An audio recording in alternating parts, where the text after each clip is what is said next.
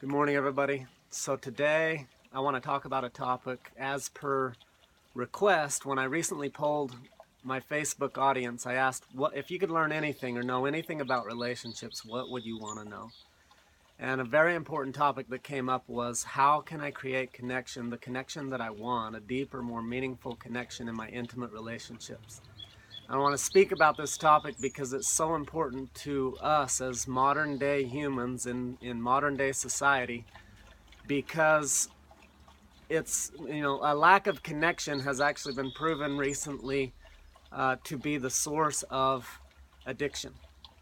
Let's rewind a few hundred years back when we were in more of a tribal situation. We would have been very closely interconnected as a community. In today's world, most of us don't even know our neighbors. We get up, we get ready, we interact with our immediate family, we drive to work, we connect on a surface level, and we come home.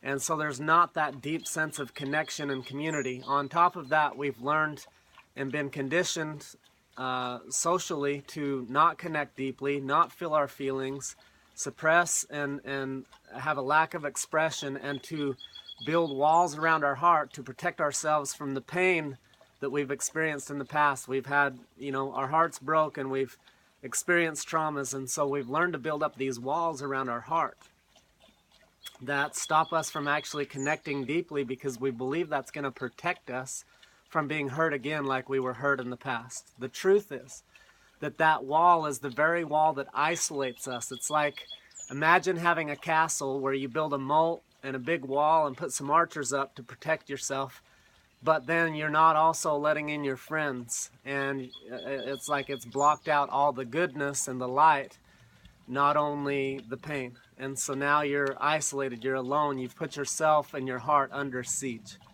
So the key becomes in tearing down those walls, filling in that moat, and opening your heart and allowing your self-love to be so great that if shit happens outside of you, because the truth is this world isn't always of flowers and rainbows and unicorns.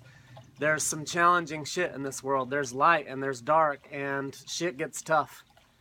And so if we just depend on that wall and that moat to protect us, then it becomes a cold, lonely, dark, isolated experience. So instead, we get to tear all that shit down and learn to love ourselves so fully that when the darkness comes in to hurt us, our light outshines that darkness, and that's what allows us to remain open, love fully, and not be so vulnerable to the pain and the chaos that happens in life. So that's the long-term play, that's the core, that's the root. Now, what's some short-term strategies to create connection? Because again, not only is a lack of connection the source of addiction, the lack of connection is also the source of not having an amazing sex life. It's also the source of feeling all alone and not heard and not seen. Mother Teresa said there's more people starving in the world for attention than there are people starving for food. And the bottom line is we all need attention. If you went just one day without any self-attention or attention of any sort, you would die within that one day. And so we've been conditioned to believe attention is like, you just want attention. That's not a bad thing. We all want and need attention if we're going to be choosing to live in this world. So the more conscious our attention can be and the more deliberate our attention can be, so that rather than filling an endless egoic void, but an aware attention that allows us to enhance our capacity and increase our upper limits and our thermostat setting, and increase our self-love so we can be more and more successful and happy as we go. So getting that attention and giving that attention is very critical, and the quality of that attention is critical. So strategy, so that was a long-term principle that governs this connection thing. Strategy-wise, if I were to teach you one strategy, it would be to listen and how to listen. So how to listen. My encouragement for you on this is start asking questions like, what are you thinking? How are you feeling? What are you most wanting? So that you can connect with your partner on a much deeper level and possibly have a deeper conversation with your partner and your loved ones, for them to ask you these same questions and have a game of toss back and forth, dialoguing from this perspective so that you can begin to connect on a much deeper level, not just what someone's thinking, because that's just cognitive, it's just very surface level and shallow, but how are they feeling? What are they most wanting? Dig deeper, deeper, deeper.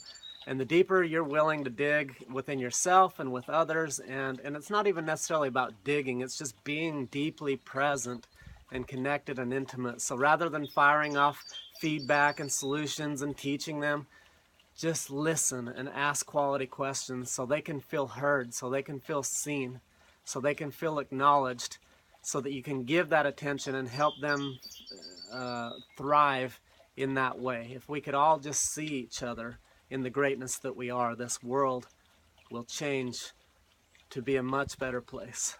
Thank you for joining me today. Hope this helps. If you love this and if this is helpful, please like, share, and comment. And go check out my Facebook business page, Ascension and Send Your Limits, and Limitless Legion is a private group where I give out free content, as well as my amazing upgraded website and blog, ascendyourlimits.com. Like, share, comment, follow. Let's together create epicness. Create an amazing day.